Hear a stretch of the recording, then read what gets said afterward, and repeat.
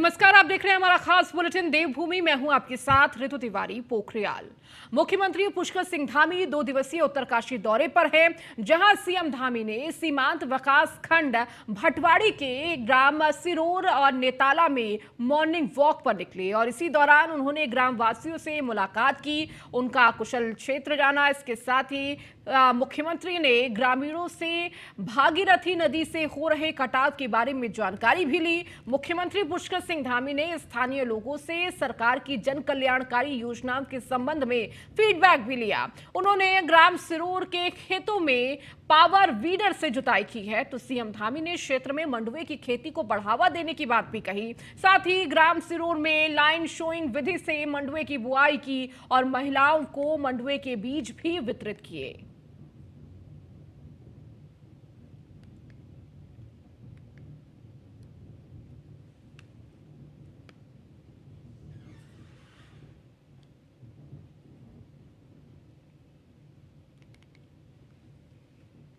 वहीं मुख्यमंत्री पुष्कर सिंह धामी ने रविवार को उत्तरकाशी स्थित पीडब्ल्यूडी निरीक्षण भवन परिसर में आयोजित कार्यक्रम में प्रतिभाग करते हुए सीमांत गांवों का विकास कैसे हो विषय पर स्कूली छात्र छात्राओं को एनसीसी कैडेट्स के साथ संवाद किया। साथ ही उन्होंने महिला स्वयं सहायता समूह और पूर्व सैनिक संगठन, स्थानीय जनप्रतिनिधियों, व्यापार मंडल, बार एसोसिएशन और अन्य संगठनों के प्रतिनिधियों के साथ संवाद एवं भेंट वार्ता की।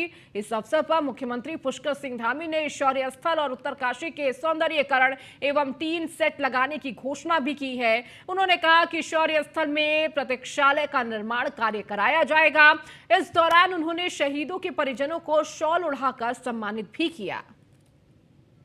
रास्ता इतना सकरा था, गली थी, उस गली को भी आज हाईवे बनाने का काम किसी ने किया है, भव्य काशी और दिव्य काशी बनाने का काम किया है, तो हमारे प्रधानमंत्री मोदी जी ने किया है। भाइयों बहनों, 4 धाम जाने के लिए सड़कों की बात आप देखिए किस तरह से सड़कें बन रही हैं, चारों धामों पर पीछे से सड़कें बन रही हैं। आगे भी मास्टर प्लान पर काम हो रहा है। यमुनोत्री में जल्दी रोपवे की हमने एमओयू कर लिया है, जल्दी वहां भी रोपवे का काम शुरू हो जाएगा। इसी प्रकार से यहाँ पर हमारा गौरवावत पर्वत केबल कार का प्रस्ताव हमने भारत सरकार को दिया है। 2 प्रस्ताव यहाँ से दिए हुए। रोडों के लिए जो हमारा 4 धाम यात्रा चलती है, 4 धाम यात्रा का रूट विकास नगर से भी चले, डामटा होकर चले, आगे कुड़ोला के रास्ते से यहाँ तक चले, उसकी भी व्यवस्था को आगे बढ़ाने का काम हो रहा है।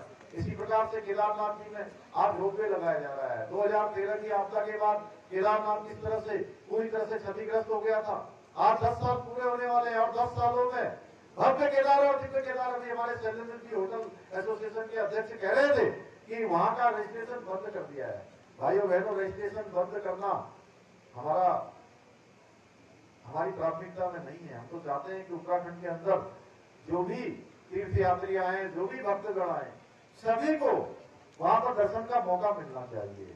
लेकिन क्या करें, मजबूरी हो जा रही है शैलेंद्र भाई कि एक दिन में 30,000 से भी ज्यादा लोग रजिस्ट्रेशन करवाते रहे। एक दिन में 30,000, आप सोचिए, जहां की कैपेसिटी अधिकतम 15,000 है और 30,000 लोग पहुंच जा रहे हैं। और लेकिन हमने कहा आप बीच में रजिस्ट्रेशन की व्यवस्था हुई, आप सब लोगों ने कहा कि इससे होटल व्यवसाय पर बहुत बड़ा असर होने वाला है। हमने आप सबकी बात को मानते हुए, और मैं मानता हूं कि 4 धाम यात्रा हमारे यहाँ पर साल भर के अंदर जो आर्थिकी है, जो लोगों की आजीविका है, वो बहुत लाइफ लाइन है 4 धाम यात्रा। इसलिए 4 धाम यात्रा 3 महीने 4 महीने चलने वाली यात्रा, ये यात्रा पूरी तरह से सुचारू रहे। हमारे होटल वालों को, हमारे जो है ढाबे वालों को, हमारे जो है टैक्सी वालों को, हमारे गाइड वालों को, ट्रैकिंग वालों को किसी प्रकार की असुविधा न हो, उनके पूरे साल भर का इंतजाम हो, उनका व्यापार अच्छा चले, उनका काम अच्छा चले। इसलिए हमने निर्णय लिया था। आपने मुझे कहा है इसके लिए आगे बढ़ाएंगे। उस बाबा केदार का प्रांगण भी आज भव्य केदार और दिव्य केदार बन गया है। इस साल हमने तय किया है कि 2024 आने से पहले, यानी कि 2023 के दिसंबर तक सारा काम हम वहां का पूरा कर लेंगे। वहां जाने के लिए रोपवे का शिलान्यास भी माननीय प्रधानमंत्री जी ने कर दिया है। बद्री विशाल का प्रांगण, बद्री विशाल के प्रांगण में भी मास्टर प्लान पर तेजी से काम हो रहा है। आने वाले समय में वो परिसर भी आपको नए स्वरूप में दिखाई देगा। इसी प्रकार से हेमकुंड साहब को जाने वाला जो रास्ता है वो बहुत कठिन रास्ता है। 3 दिन 4 दिन की यात्रा होती है। और वृद्ध लोगों के लिए, शारीरिक रूप से कमजोर लोगों के लिए, उनके लिए तो और भी परेशानी का सबब बन जाता है। शारीरिक रूप से जो कमजोर है उनके लिए भी परेशानी होती है। भाइयों बहनों, वहां के लिए भी हमारे प्रधानमंत्री जी ने रोपवे का शिलान्यास कर दिया। आने वाले समय में 4 दिन की यात्रा भी 3-4 घंटे में ही संपन्न हो जाएगी। देखिए, पिछले साल की जो यात्रा थी वो 50 लाख के आसपास पहुंची थी, और अभी 1 महीना 15 दिन की यात्रा हुई है और ये 25 लाख का आंकड़ा जो है इसने छू लिया है।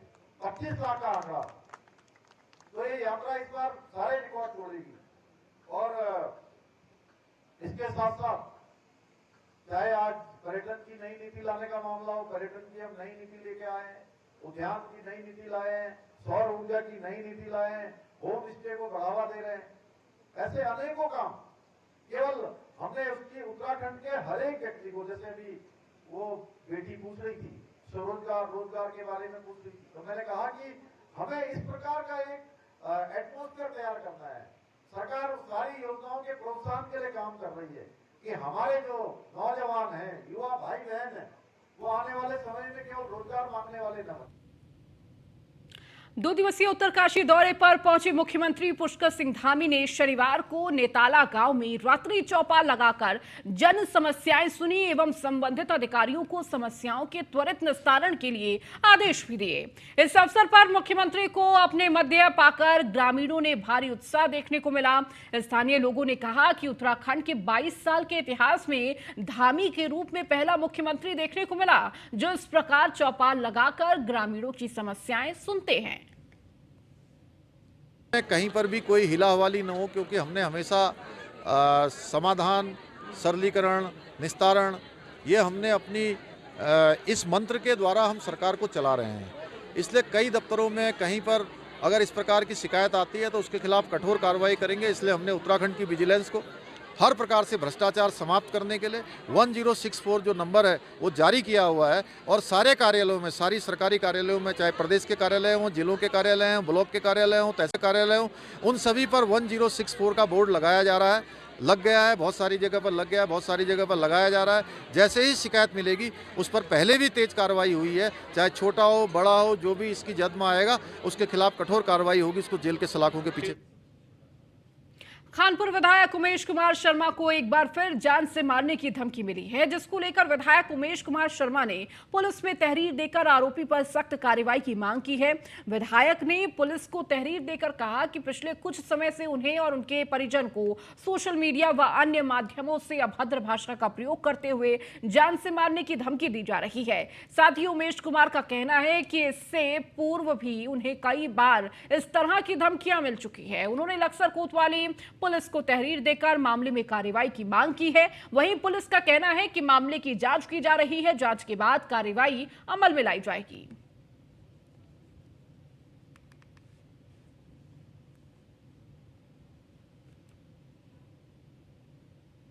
वहीं काशीपुर में केंद्रीय रक्षा राज्य मंत्री अजय भट्ट ने रविवार को ओबीसी समाज के जनप्रतिनिधि सम्मेलन में हिस्सा लिया। इस सम्मेलन में ओबीसी समाज से जुड़े लोगों को अजय भट्ट ने टिप्स दिए। इस दौरान बीजेपी और ओबीसी समाज के सैकड़ों लोग उपस्थित रहे। इस समय आप पूरे देश में देख रहे हैं महासंपर्क जन अभियान चल रहा है हमारा। इस समय हम हर एक से संपर्क कर रहे हैं। आज हमारा यहाँ पर ओबीसी मोर्चे के लोगों से, ओबीसी के लोगों से, जितने भी लोग हैं उनसे संपर्क कर रहे हैं, क्योंकि वोट लेते समय तो लोग बाग तरह तरह के उलाहने देते हैं, कहते हैं हम ये कर देंगे, ये कर देंगे, ये कर देंगे। लेकिन पहली बार ऐसा हुआ जब मोदी जी आए तो हमको जो ओबीसी आयोग हुआ उसका गठन किया गया और बहुत सारी सुविधाएं ओबीसीज को दी गई। इतना ही नहीं, उत्तराखंड में तो बहुत ही ऐतिहासिक काम हुआ कि जो ओबीसी वर्ग से आती हैं हमारी बहन जी डॉक्टर कल्पना सैनी जी, उनको यहाँ का सांसद बनाया गया राज्यसभा का। इसलिए कोई भी डिमांड ऐसी नहीं है जो पूरी नहीं की जा रही है। लगातार और लगातार हम लोग समाज की जो डिमांड्स लंबे समय से लंबित थी उनको पूरा करने में भरसक प्रयास। जुलाई महीने में शुरू होने वाली कांवड़ यात्रा को लेकर एसएसपी श्वेता चौबे ने नीलकंठ पैदल मार्ग पर पैदल चलकर मंदिर तक पहुंची और व्यवस्थाओं को दुरुस्त करने के निर्देश दिए। इस दौरान उन्होंने नीलकंठ यात्रा के दौरान पिछड़ने वालों को मिलाने के लिए 7 स्थानों पर खोया पाया केंद्र बनाने का निर्णय लिया है। एसएसपी ने पैदल मार्ग को 3 सेक्टर में बांटते हुए पूर्ण रासू में 3 शेड का निर्माण करने की व्यवस्था करने के लिए कहा है। पैदल मार्ग पर उचित रोशनी के लिए स्ट्रीट लाइटें लगाने और टूटी सड़क को दुरुस्त करने के लिए संबंधित विभाग से पत्राचार करने के निर्देश दिए हैं। मोबाइल नेटवर्क की कमी को देखते हुए पुलिस का वायरलेस सेट लगाने और स्पेशल पेट्रोलिंग टीम पैदल मार्ग पर लगाने के लिए भी कहा है।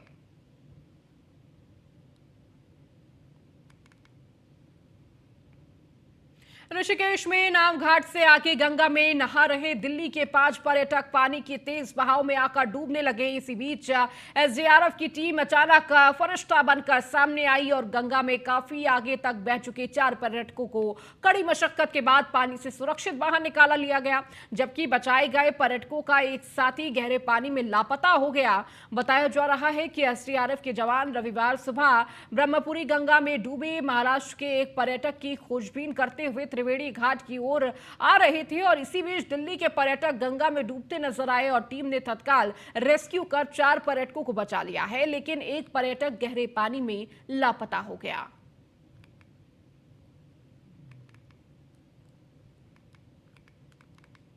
उत्तराखंड अधीनस्थ सेवा चयन आयोग की वन दरोगा परीक्षा आज संपन्न हो गई। 8 जिलों के 139 परीक्षा केंद्रों पर यह परीक्षा आयोजित की गई और इसके लिए 52,000 अभ्यर्थियों ने एडमिट कार्ड जारी किए गए थे। तो पूर्व में विवादों में रही इस परीक्षा को देखते हुए उत्तराखंड अधीनस्थ सेवा चयन आयोग ने बेहद सावधानी बरती, साथ ही हर केंद्र पर सुरक्षा व किसी भी प्रकार से कोई गड़बड़ ना हो पाए या भी सुनिश्चित किया। उत्तराखंड अधीनस्थ सेवा चयन आयोग के अध्यक्ष जीएस मार्तोलिया राजधानी के अलग अलग केंद्रों पर निरीक्षण करने निकले। तो केंद्रों पर निरीक्षण करने के साथ ही अध्यक्ष ने ड्यूटी में तैनात स्टाफ से भी बातचीत की। अभी तो टोटल कितने अनुपस्थित होंगे उसकी करीब 15 मिनट के बाद हमको मिल पाएगा। मैं अभी 2-3 कॉलेज होके आऊँ और कुछ कॉलेज और जाऊँगा। मेरा मकसद मेन ये है कि जो व्यवस्थाएँ हैं वो ठीक हैं या नहीं है, रिस्किंग, चेकिंग, बायोमेट्रिक ठीक हो रहा है नहीं हो रहा है, कोई व्यवस्थाएँ तो नहीं है, उसको देखने के लगे हूँ। अभी तक जहाँ मैं गया हूँ वहाँ की व्यवस्था से मैं संतुष्ट हूँ और एक अच्छी व्यवस्था, पुलिस प्रबंध भी अच्छा है और फ्रिस्किंग चेकिंग भी अच्छी हो रही है और शांतिपूर्ण से एग्ज़ाम संपन्न होगा और एक बढ़िया परीक्षा कराएंगे। इस प्रयास के साथ हम लोग अपने काम पे लगे। टोटल 52,000 करीब बच्चे थे, जिसमें पद के बारे में 300 के आसपास शायद पद हैं इसमें और वन दरोगा का पोस्ट है। अब मेरे ख्याल से देखिए 30-32% एब्सेंटीज़ का हमेशा एक रहा है रेशियो। अब एग्जैक्ट पता लगेगा कि कितने लोग। कानपुर विधायक उमेश कुमार शर्मा ने एक बड़ी पहल की है। इसी पहल के तहत रुड़की के नेहरू स्टेडियम में 61 अनाथ और निर्धन कन्याओं का विवाह संपन्न कराया है। 61 गरीब कन्याएं रविवार को 7 जन्मों के पवित्र बंधन में बंध गई। इस मौके पर खुद विधायक उमेश कुमार ने वर वधू को आशीर्वाद दिया। विधायक उमेश शर्मा का कहना है कि आगे भी इस तरह की कार्य वो करवाते रहेंगे। विवाह है 61 कन्याओं का सामूहिक विवाह है, जिसमें हिंदू और मुस्लिम दोनों कन्याएं हैं, सर्व समाज की कन्याएं हैं और उत्तराखंड के इतिहास में पहला अवसर है जब एक साथ 61 सर्व समाज की कन्याओं का, सर्व धर्म की कन्याओं का विवाह एक साथ एक ही मंडप पर हो रहा हो, एक ही पंडाल में हो रहा हो। और रुड़की के इतिहास में भी ये पहली बार ऐसा है कि जब नेहरू स्टेडियम पूरे तरीके से सजा हुआ है। आज तक यहाँ बहुत कार्यक्रम हुए लेकिन कभी ये स्टेडियम इतना भव्य और इतना सुंदर नहीं सजा और मैं आप सभी को इसके लिए हार्दिक शुभकामनाएं देता हूँ, धन्यवाद देता हूँ। मैं अपनी पूरी टीम को धन्यवाद देता हूँ, क्योंकि आप अगर खाने की किसी भी टेबल पे जाएंगे तो आपको वहाँ पर कार्यकर्ता सेवा करते मिलेंगे, आपको पूरे पंडाल में कार्यकर्ता सेवा करते मिलेंगे। इससे बड़ा उदाहरण सर्व समाज का कोई नहीं हो सकता। आपको हिंदू भी खाना खिलाते मिलेंगे, आपको मुसलमान भी खाना खिलाते मिलेंगे, आपको 36 बिरादरी के लोग आज यहाँ पर सेवा करते मिलेंगे। पौड़ी के दादोरधार भिताई मोटर मार्ग के खताहल रोने पर ग्रामीणों ने लोक निर्माण विभाग का घेराव किया है और इस सड़क पर डमरीकरण के जल्द ही नहीं होने पर लोकसभा चुनाव बहिष्कार करने का ऐलान भी किया है। ग्रामीणों का कहना है कि बीते 10 सालों से सड़क का डमरीकरण न होने से सड़क का खस्ता हाल हो चुकी है, जिसमें आवाजाही करना सड़क हादसे के खतरे को भी बढ़ा रहा है। अब हम रोड के चक्कर में आ रहे हैं सर। अब हमारी रोड इतने साल हो गए बनी नहीं, अभी हम ऑफिस PWD ऑफिस पहुंच रखे हैं और वो 15 दिन का आश्वासन दे रखा है। 15 दिन बाद नहीं होगी, हम धरना प्रदर्शन करेंगे वहाँ पे ऑफिस में। नहीं होगा तो DM कार्यालय में धरना प्रदर्शन कर सकते हैं हम। ऑफिस में नहीं बनेंगे हमारी रोड, हम वोट के जब उसमें नहीं होंगे, वोट नहीं दे सकते हम, किसी को भी वोट नहीं दे सकते हम। और सभी ने मांग की कि हमारी रोड ठीक होनी चाहिए। हमारी रोड का बहुत बुरा हाल है सर, और 8-10 साल 10-15 साल हो गए तब से ख़राब है। और हम चाहते हैं कि सर ने बताया कि एहसन साहब ने कहा कि हो जाएगी रोड, हम तब तक सर समय लेते हैं, नहीं तो हम तब बाद में आक्रोश में आएंगे। ये भिताई रोड लगभग 15-16 साल पूर्व की निर्मित है और इसका डामरीकरण 15-16 साल पहले होना बताया गया था जिला योजना के माध्यम से। वर्तमान में सड़क की सतह काफ़ी क्षतिग्रस्त है, तो पुनः इसकी DPR बना के हम राज्य योजना के अंतर्गत शासन को प्रेषित कर रहे हैं और 1 सप्ताह में हम लोग इस DPR को प्रेषित कर देंगे और आवश्यक जो मरम्मत कार्य हैं, नाली का निर्माण इत्यादि, वो हम तुरंत शुरू कर रहे हैं। बांग्लादेश से मसूरी लाल बहादुर शास्त्री प्रशासनिक अकादमी में ट्रेनिंग के लिए आए 45 अधिकारियों में से एक अधिकारी की संदिग्ध परिस्थितियों में मौत हो गई। बताया जा रहा है कि बांग्लादेश से आए 45 अधिकारियों के दल रविवार को मसूरी के लाल टिप्पा और धनौल्टी घूमने के लिए गया था, जिसमें से 36 वर्षीय MD अलामिन के धनौल्टी से वापस आते हुए अचानक से रास्ते में तबीयत खराब हुई है, जिससे उनके सहयोगियों के द्वारा मसूरी के उप जिला चिकित्सालय लाया गया, जहां डॉक्टर ने जांच के बाद उन्हें मृत घोषित कर दिया है। बताया जा रहा है कि 36 वर्षीय MD अलामिन बांग्लादेश में SDM के पद पर तैनात हैं और अपने सहयोगियों के साथ मसूरी लाल बहादुर शास्त्री प्रशासनिक अकादमी में आयोजित होने वाली ट्रेनिंग के लिए आए हुए थे और वहीं मसूरी पुलिस और स्थानीय प्रशासन पूरे मामले की गंभीरता से जांच कर रहा है।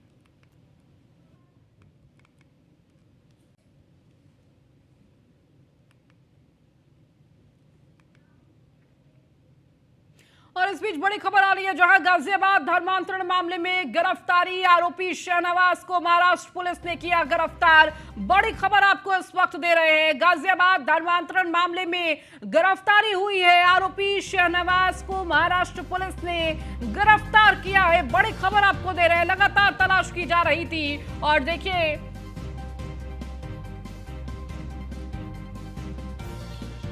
गाजियाबाद धर्मांतरण मामले में ये गिरफ्तारी हुई है। बड़ी गिरफ्तारी इस वक्त आपको बता रहे हैं, आरोपी शहनवाज को महाराष्ट्र पुलिस ने गिरफ्तार किया है। तो गाजियाबाद पुलिस लगातार महाराष्ट्र में मौजूद थी और कई दिनों से लगातार तलाश शहनवाज की हो रही थी और देखिए आखिरकार गिरफ्तारी हुई है, एक बड़ी गिरफ्तारी। कई सवाल इस वक्त गाजियाबाद पुलिस और तमाम जिस तरह से गाजियाबाद में धर्मांतरण का ये पूरा मामला आया, कहीं ना कहीं ये पूरा सिंडिकेट निकल कर सामने आ रहा था और इसकी चेन भी बड़ी नजर आ रही थी और कहीं ना कहीं इन सवालों के जवाब शहनवाज के पास थे। और अब जब गिरफ्तारी हुई है, महाराष्ट्र पुलिस ने गिरफ्तार किया है, माना जा रहा है कई सवालों के अब जवाब साफ साफ मिलते हुए नजर आ सकते हैं। तो जो तस्वीर धुंधली नजर आ रही थी वो तस्वीर साफ हो सकती है। और अधिक जानकारी के साथ फरियाल हमारी संवाददाता हमारे साथ जुड़ चुकी है। फरियाल, देखिए शहनवाज की गिरफ्तारी हुई है, लंबे वक्त से तलाश की जा रही थी, क्या जानकारी मिल पाई है, किस तरह से जानकारी मिली आरोपी की? जी देखिए, अगर हम बात करेंगे तो 4 दिन से जो है गाजियाबाद पुलिस जो है वो महाराष्ट्र में आई थी और महाराष्ट्र क्योंकि जब सबसे पहला पता चला था तो ये पता चला था कि ठाणे जिले के मुमरा में शहनवाज रहता है। उसके बाद से ही मुमरा पुलिस और गाजियाबाद पुलिस मिलकर जो है शहनवाज की को जो है वो तलाश कर रही थी और आज कहीं ना कहीं 5 दिन के बाद जो है अलीबाग में जो है शहनवाज का पता चला था, जहां वो एक लॉज में अपने भाई के साथ रुका हुआ था। फिलहाल जो अपडेट जानकारी हमारे पास यही है कि वो एक लॉज में रुका हुआ था अपने भाई के साथ, जहाँ पर जैसे ही पुलिस को पता चला तो गाजियाबाद और थाने की मुमरा पुलिस जो है वो साथ में मिलकर उस लॉज में पहुंची और वहां से शाहनवाज उर्फ बद्दो, जो नाम से उसे जाना जाता है, वहां से उसको पकड़ा गया है और अब फिलहाल जो है वो मुमरा पुलिस के उसको लाया गया है और मुमरा थाने की मुमरा पुलिस स्टेशन में उसको रखा गया। अब फिलहाल जो है उसे पूछताछ की जाएगी। उसके बाद देखना ये होगा कि आने वाले वक्त में क्या शाहनवाज को जो है वो गाजियाबाद पुलिस जो है अपने साथ यहाँ से गाजियाबाद लेके जाती है, क्या जो भी आगे की कार्रवाई है वो मुंबई पुलिस के हाथ में रहते महाराष्ट्र पुलिस के अंडर की जाएगी। जी, बहुत शुक्रिया फरियल इस जानकारी को देने के लिए। तो देखिए, आरोपी शाहनवाज उर्फ बद्दो की गिरफ्तारी हो चुकी है। लगातार गाजियाबाद पुलिस महाराष्ट्र में मौजूद थी और जिस तरह से डेरा डाली हुई थी महाराष्ट्र में, इंतजार सिर्फ यही था कि कब गिरफ्तारी होगी शाहनवाज और उर्फ बद्दो की।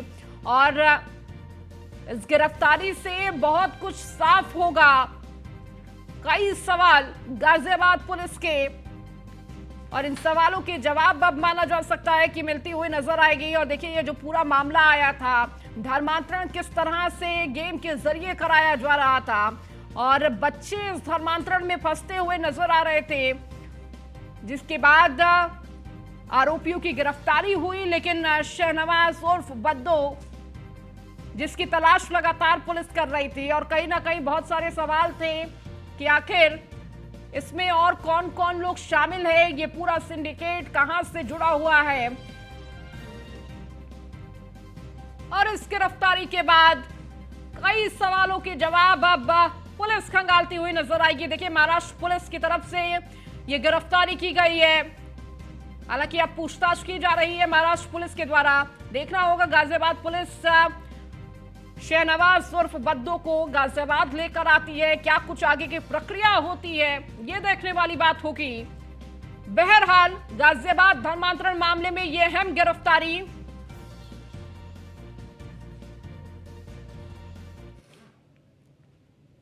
चलिए, अब आपको सीधी तस्वीर देहरादून से दिखाते हैं, जहां सीएम पुष्कर सिंह धामी क्या कुछ कह रहे हैं, आपको सुनवाते हैं।